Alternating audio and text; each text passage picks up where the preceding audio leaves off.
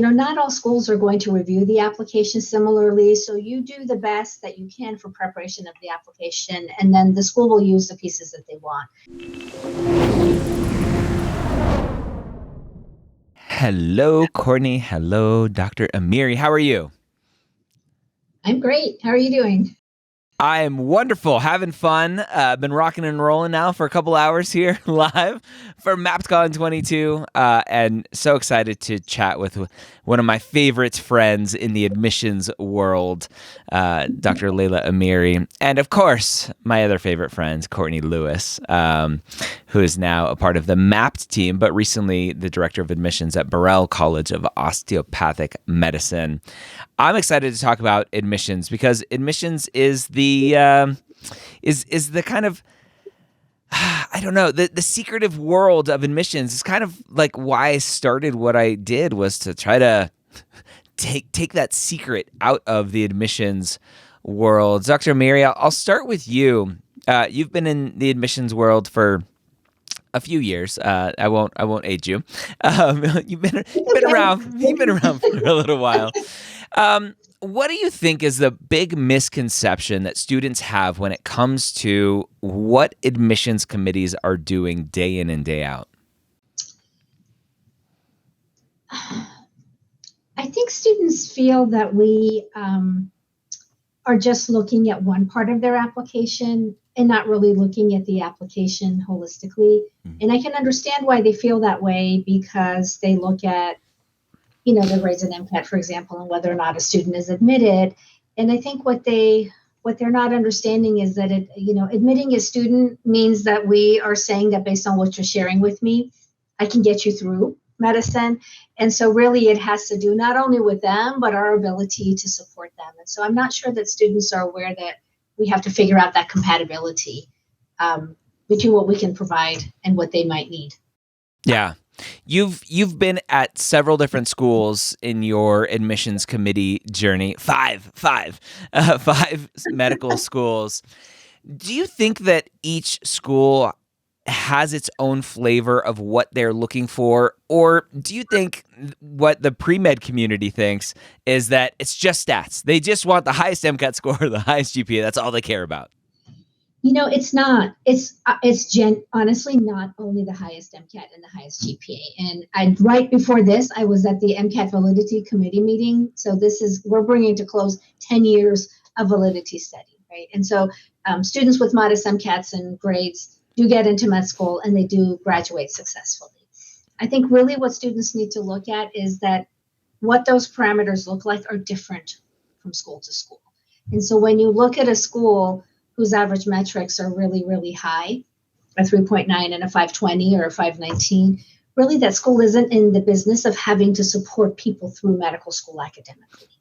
And so the focus is something different than a school that has, mid-range numbers. And so, having done holistic review facilitation for 5 years, it's really different from school to school. It is not the same model. And it's kind of tough being an applicant because you're applying to 20, 30 schools with one application for 30 schools that have very different admissions processes. So I think that's where the challenge is, of finding the school that is the right fit for that person. Yeah. Courtney, for finding that fit, obviously a student can apply to AMCAS for allopathic schools, the majority of allopathic schools. They can apply to ACOMAS for osteopathic schools. When they're looking for a fit of a school, as a former director of admissions at an osteopathic medical school, what should students be looking at in terms of, this is a DO school, here are some differences of what I should be looking at when applying to this school? That's a good question. I would say that specific to DO schools, I would see if it was the one that requires the DO physician letter of recommendation. Similar to double AMC, you're going to be looking at, potentially matriculating stats of their past classes and things like that to kind of measure yourself against. As was said before, it's not all about stats. So take a look at the mission of the school.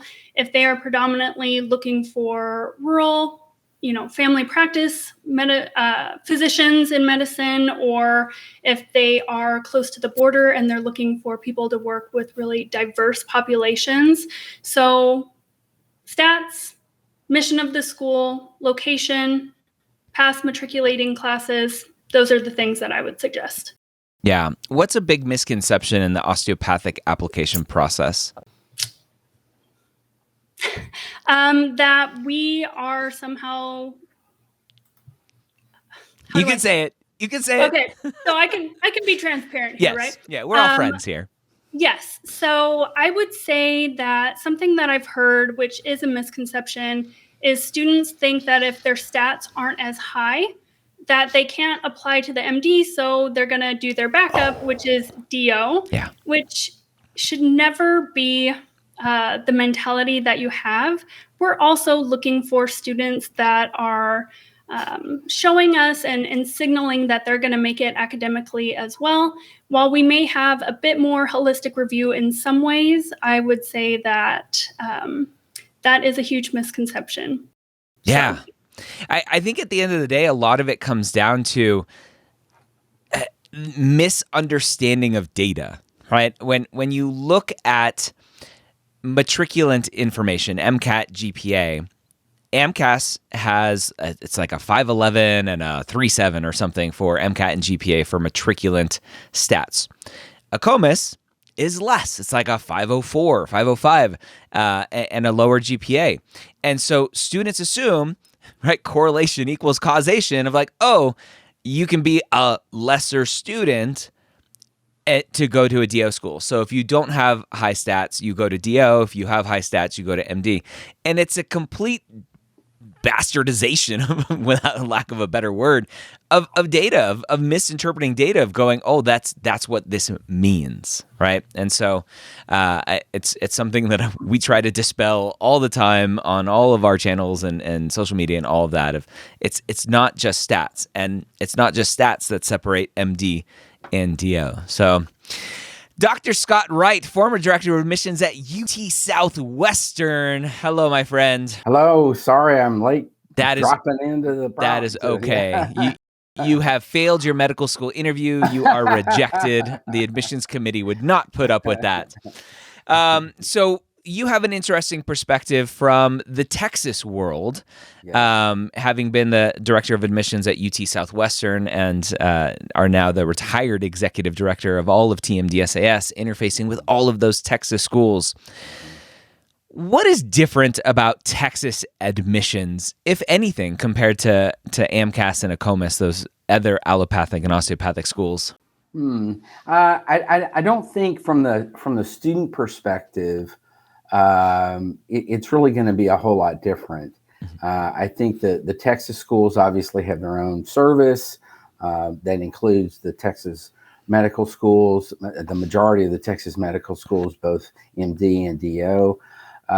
So I don't think that, other than it being its own service, in terms of the way that things work internally for the admissions committees, for how they function in terms of interviews and the traffic rules that govern a lot of the process for the AAMC, for example. I don't think that it's going to be notably different. Now, having said that, there is this thing called the match, the Texas match, which is a little bit different. It confuses students often, but essentially it works to kind of play out to the advantage of students that are. It attempts. Let me just say, it attempts to offer the ability for the schools to get a resolution on the majority of the students that are going to be in their classes earlier on in the process, and it also gives to the students the ability to know where am I going this summer a little bit earlier than typical in terms of the medical education world. Yeah. So, yeah. I love it. Dr. Leila Amiri, having been at 5 different medical schools now in admissions capacities, when it comes to students picking schools, and trying to figure out where they are going to succeed as a student. I think one of the biggest mistakes that students make is looking at those stats like we were talking about earlier and only applying to schools where they think they can get in stat-wise, and they don't look at everything else. Having been at so many medical schools and seeing all of the different programs and opportunities that each school offers and communities that they serve, patient populations that they serve, what is something that students can do to make sure that they are doing proper research into the schools so that they know they're applying to schools that will, number one, support them and what they want to do, and number two, the schools have the programs that the students are interested in? I really love that question. That's such a great question. So two things. One, in preparation of the application, not all schools are going to review the application similarly. So you do the best that you can for preparation of the application, and then the school will use the pieces that they want. But I think it's really important for schools that value the personal statement, for the personal statement to be supported by the things that the applicant has done.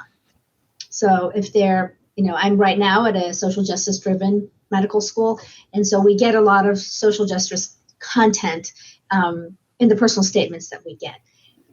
We go and look at the experiences to see that a student has actually done this type of thing and that it is really something that they've engaged with. The other part of it is, look on the website and see what types of things the school offers to their students. If they are asking you to do the types of things that you're not interested in doing, or they don't have the things that you want to do, you're really not going to be a good fit. At one of the schools where I worked, we had a question that we explored in the admissions committee, which was, will this candidate take advantage of the unique resources and opportunities that we offer at our institution? And the only way that we could answer that was based on the content. And I really like that question because that was also making sure that this individual is going to take advantage of what we have that's available to them.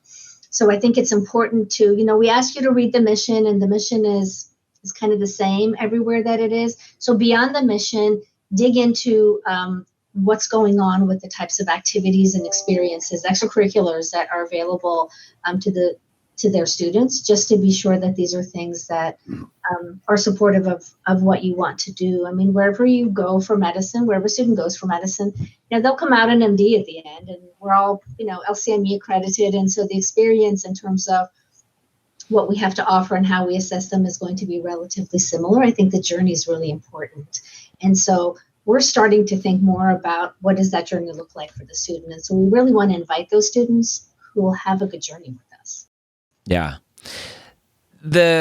Courtney, for you coming from an osteopathic medical school, very similar type of question in terms of kind of what is the support that the student is going to have, what is the program, kind of looking at the different opportunities and kind of background experiences that the student has. As an osteopathic medical school, what sort of unique things are you looking at in an applicant to make sure that the student is going to thrive at an osteopathic medical school, if anything different than any other medical school? I would say that that's probably school subjective, right? It's probably very similar to the MD route, where there are some schools that are niche or hyper specific in what they're looking for, and so they'll read more into the experiences or kind of the journey, as was said. And there are some that are a bit more generalized. There are some that look at locations very heavily, or background experiences. So I would say it's probably pretty similar, with some variation depending on the school. Yeah. When it comes to and I'm going to throw this out to everyone, so we can all take a turn. There are lots of pieces to a medical school application. We have personal statement, activities, you have Casper, you have Duet and Snapshot and Preview, and it seems like it's an ever-growing list. How are medical schools reviewing this information to make determinations for an interview, for an acceptance? Scott, I'll start with you. That's a Great question. There are quite a few pieces to the puzzle, and I think it does depend a little bit on what's going to be emphasized in that process, where the student is in the process, at what point along the journey of that application it's at. But I think everything, at least in my experience, everything is fair game for the admissions committee to review and to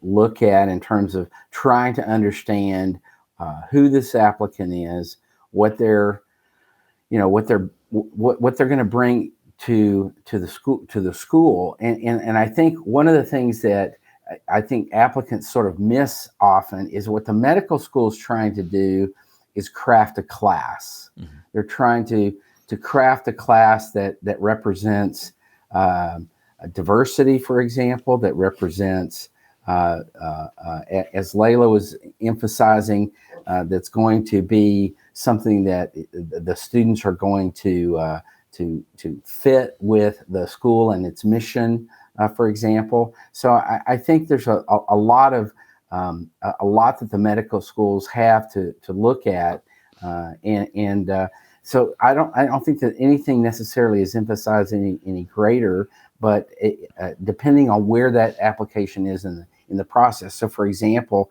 in the final review, the interview, which wasn't available at the front end, is now available at the back end, and they're going to be looking at, how did the applicant do in this review process, in the interview process, and I know that there, depending on the medical school, there are some medical schools where an applicant's review will be greatly affected by the interview in terms of how they're ranked in how they're evaluated for moving forward.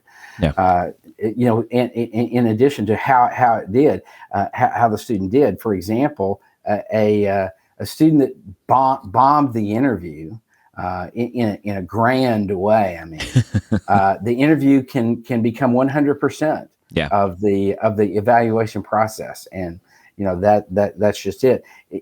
Conversely, if an applicant's sort of on the bubble, then the interview might become a really big thing in terms of a positive influence on the process. So it really does, and I think it depend on where the applicant is in the process and what the admissions committee might concentrate on. Yeah.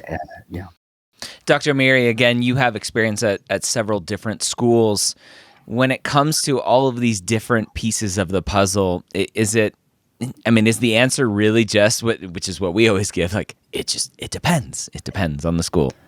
It's exactly that. I was going to say, Dr. Wright, really, you answered the question for all of us. It depends. You can never know, right? Unless the school tells you exactly where they use, let's say, Casper, and to what extent, right? So do you use Casper raw? Do you have it as part of a formula? Do you have it in conjunction with the other pieces that you're doing? So I think it's hard to craft an application so that it will meet whatever a school is looking for. Yeah. Because, as you know, we've said this before many times, right, Dr. Gray, that you've seen one school's admissions process, you've seen one school's admissions process. So it's really tough to say. Over the years of doing this, the most painful part of it is inviting the student who did actually really great in the interview process, and you just don't have enough seats in your class to admit them. Yeah. And so having that not accepted student advising session with them is really difficult, because there's nothing that you could have done better other than, come through our process sooner. And that may have nothing to do with the individual. So I want to say that applicants just need to know that, and so this is the pre-med advisor in me, that a school has to deserve them for them to go there, right? So if they are in any way uncomfortable with being who they are because they're afraid the school won't accept them, that's perfectly fine. Yeah. There's other schools that will take you. The amount of energy that this person needs to expend to not be what's in their surrounding environment is not worth it.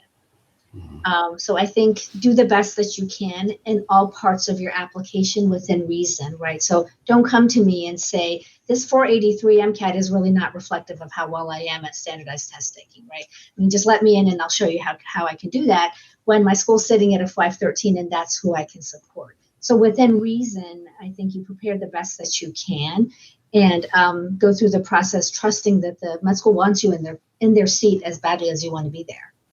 Yeah. So two things there. You talked about come earlier in the process, and we always talk about applying early because rolling admissions can hurt you if you apply too late and you're a good applicant. So making sure that you get that application in, a good application. Don't rush it. But the big thing there is it's the most frustrating answer to give as an advisor to students to say it depends. It depends on the school. But I think that benefits the student, and I don't think we talk about that enough, to reframe it, to say it depends on the school, and that's good for you. Because if every school were exactly the same and you weren't a good fit at one school, that means you're not a good fit at any school. And it's good that there are differences at every school, different processes, different things that are highlighted, different things that are kind of looked at a little bit more intently, and that helps you. Now, it's frustrating going back to with the big talk that I gave in Toronto that I think all of you were at. Leila, I don't know if you were there. The Toronto Altus Admissions Summit was transparency. Like, why potentially do medical schools not say, hey, the interview is 50% of our admissions process. The Casper falls here in our admissions process and weighs this much. Like, I would love to see the kind of the rubrics thrown out there publicly, but it's frustrating. The process, I think, Courtney, if I threw it to you again, it would probably, the answer would be, it depends in terms of that process. When it comes to looking at a medical school applicant and looking at their all of the pieces of that puzzle, what do you think is a very easy thing to say no to a student? I would say if I'm looking at an application and it's clear that it was rushed and just kind of thrown in, where there are sections that are almost blank and they've only added, let's say, their med experience. However, in their personal statement, they're talking about all this research that they did or the clubs that they were part of. And then the secondary is a bit haphazard in the response as well. If even with really great stats, I'm not getting the feeling from reviewing this applicant that they are invested in actually attending my school. And so best of luck, at the other places that they've applied. I think it makes it pretty easy for me, since we're having, anywhere I've seen, 2,000 applications all the way up to 13,000. And if we're weighing that with people who have similar stats, really positive letters of recommendation, somewhat similar pathways, it's really easy to weed out the people that really just did not take the time to send in a polished application in secondary. So that's a clear and easy one for me. Yeah. Holistic. Go ahead.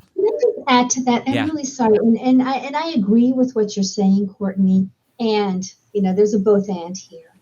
And so I have a lot of empathy for students who apply to us from disadvantaged backgrounds or under-resourced colleges. And so I can't tell you how many not accepted advising sessions I've had that when we have the discussion, it's like, oh my gosh, if you had just put these things in there, we would have invited you and we would have accepted you because you're such a gem sitting here across from me. And I agree with Courtney in that, we only have the data that's in front of us. Yeah. And so I don't know how to level that playing field.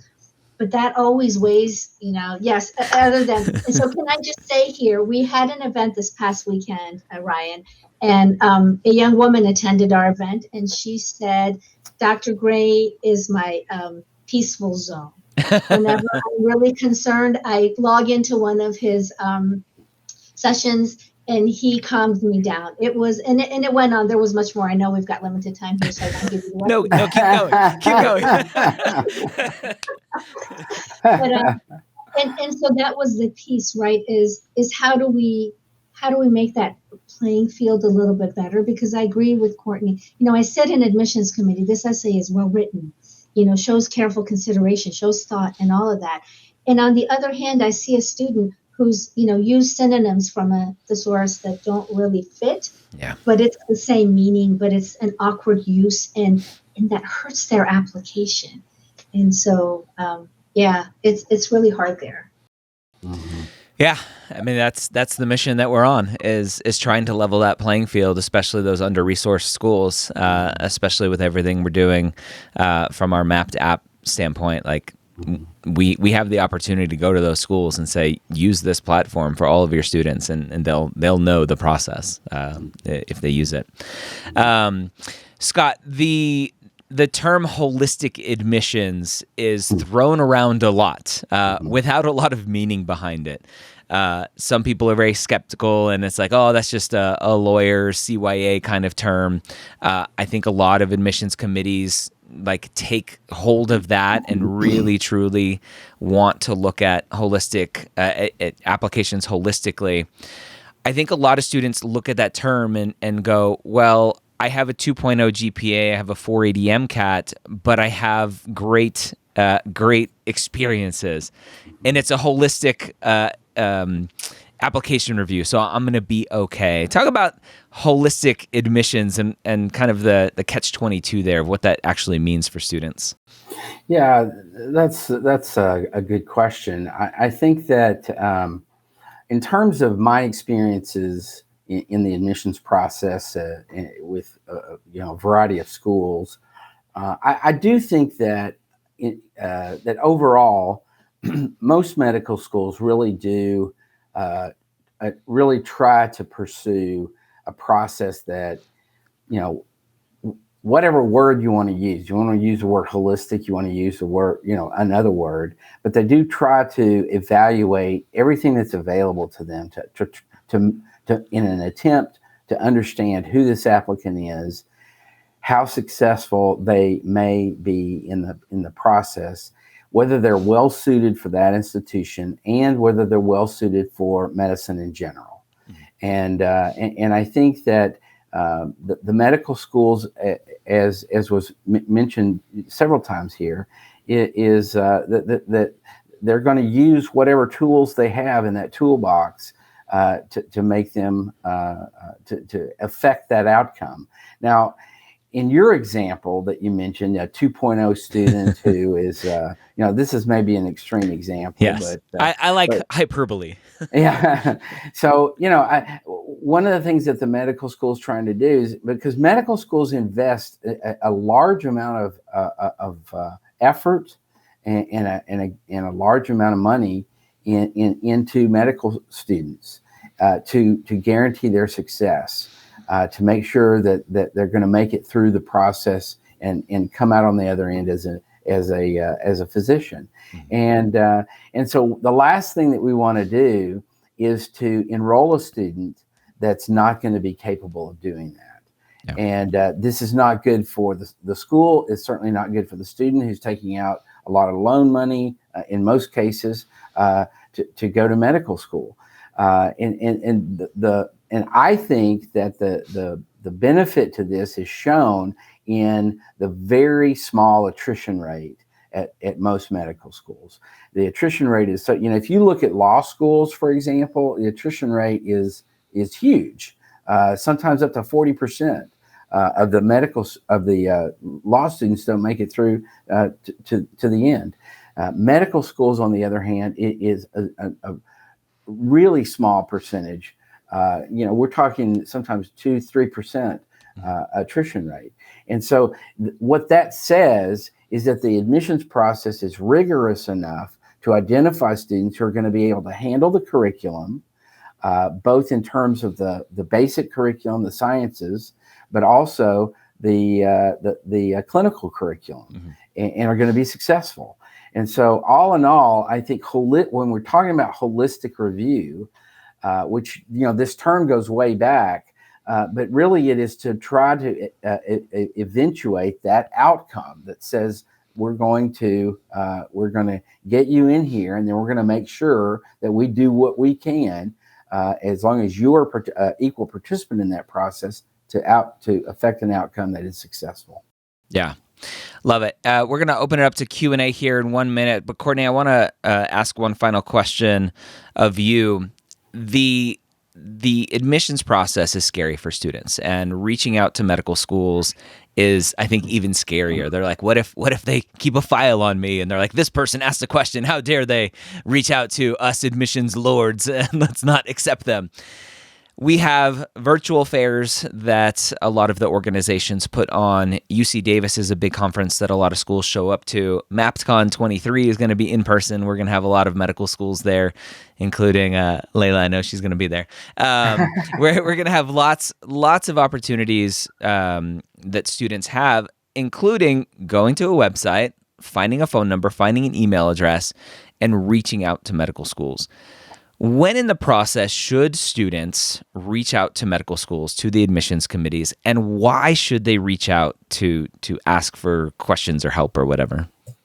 Sure. I think you can start reaching out as soon as you start college. If you already know what you want to do and this is your path, I would say don't be hesitant to reach out to the schools and talk to them about their prerequisite requirements, what they want to see, if there are additional recommended courses that maybe you want to sprinkle throughout your semesters or quarters. You can create a really seamless pathway where you're not having to backtrack and fill in any gaps if you decided a bit later on in your education that this was what you wanted to pursue.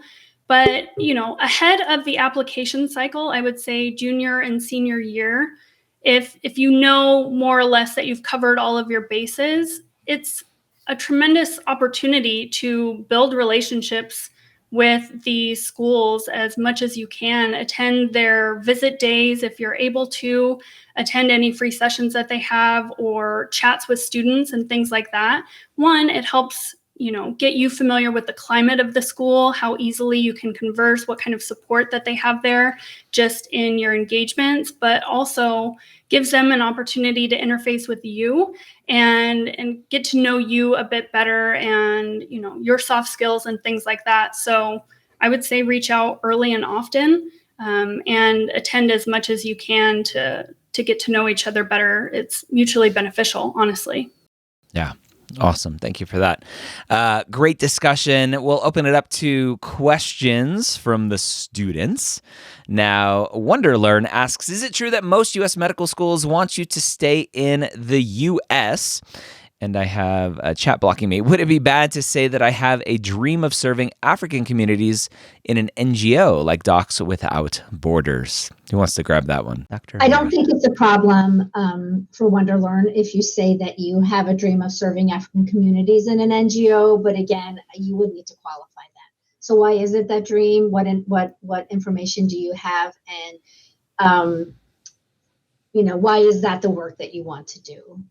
You are right that we, do have a physician shortage. They're predicting 50,000 and, in the next 20 years or something.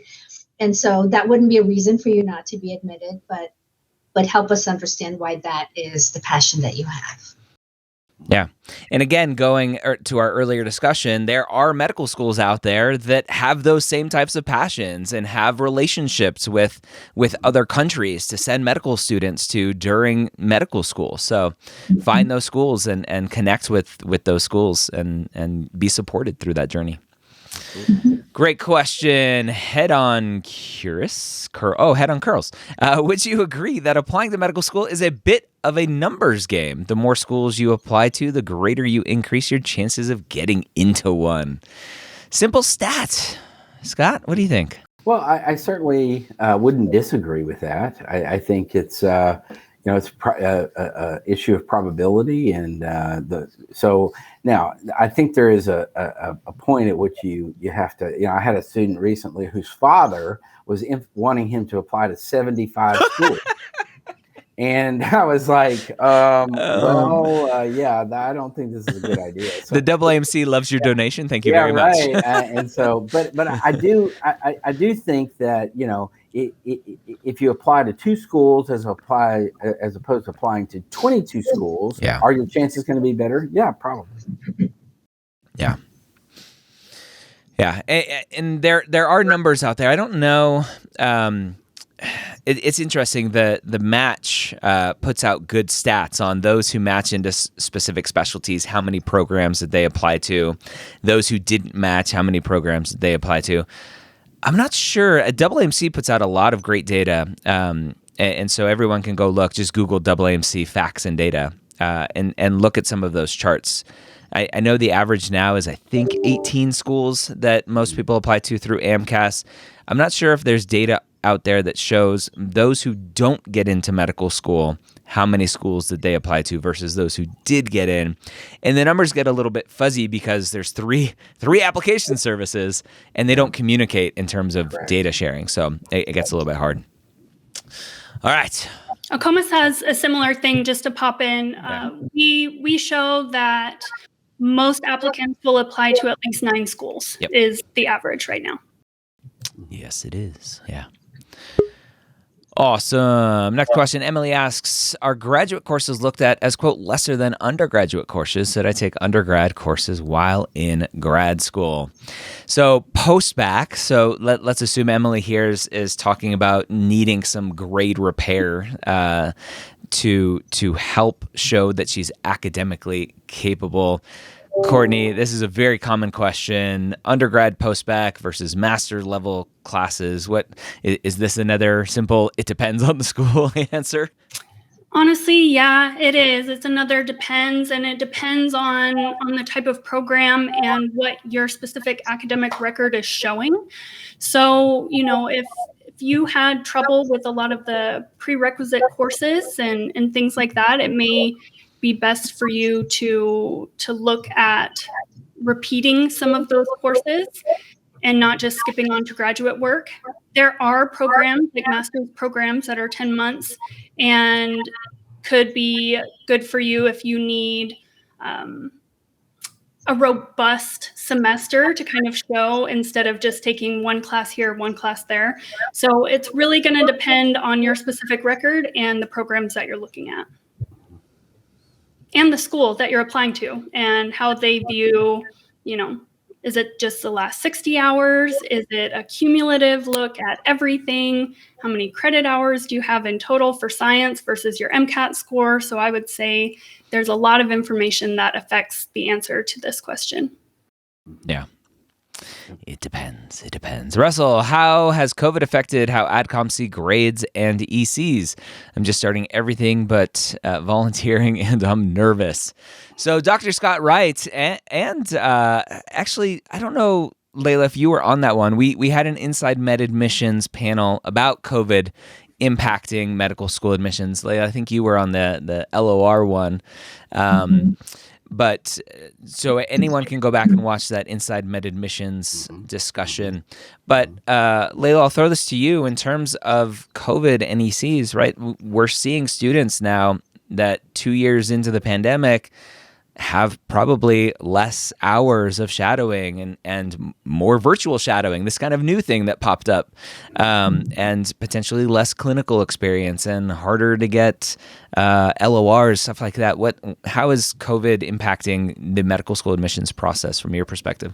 Yeah, so I think for us, for me, and now having been at 2 different institutions, because, during the pandemic, so we have seen a decline in the amount of hours students have been able to present for their extracurricular activities. I think many medical schools pivoted to this question that how did the pandemic affect your ability to prepare for med school?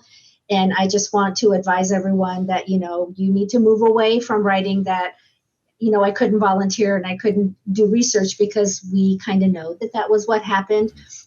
And so what else did you do instead is important. I think medical, and just talking to friends that I have that do this kind of work, we are looking very carefully at how you describe what you've learned from the experiences that you've had and what did you do instead.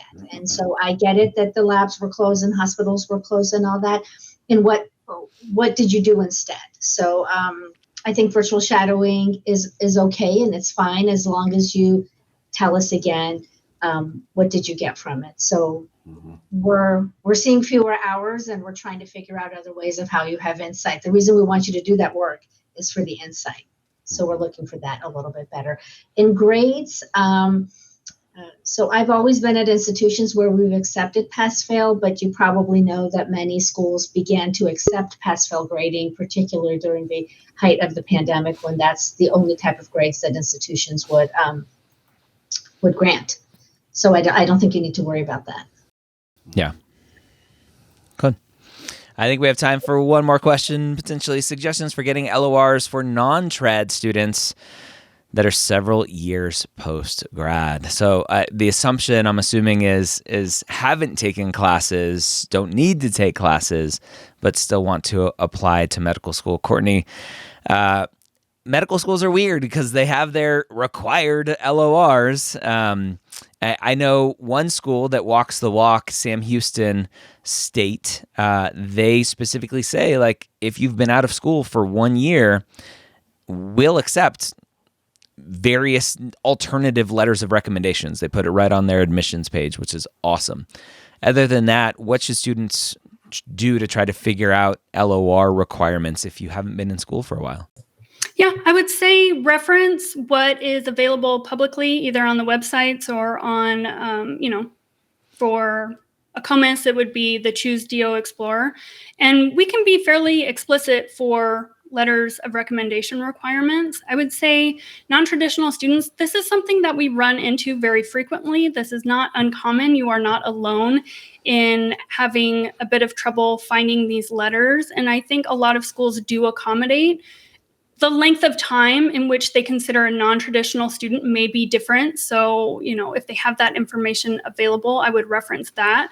At my prior institution, it was 3 years outside of school would qualify you as a non-traditional, and then we would accept 2 non-science employers for your letters of recommendation. However, if you had taken 1 or 2 science courses, say in a post-bac nature, we would want to see letters there. So I would say look for information if it's readily available at some of the schools that you're interested in to see if you can get that.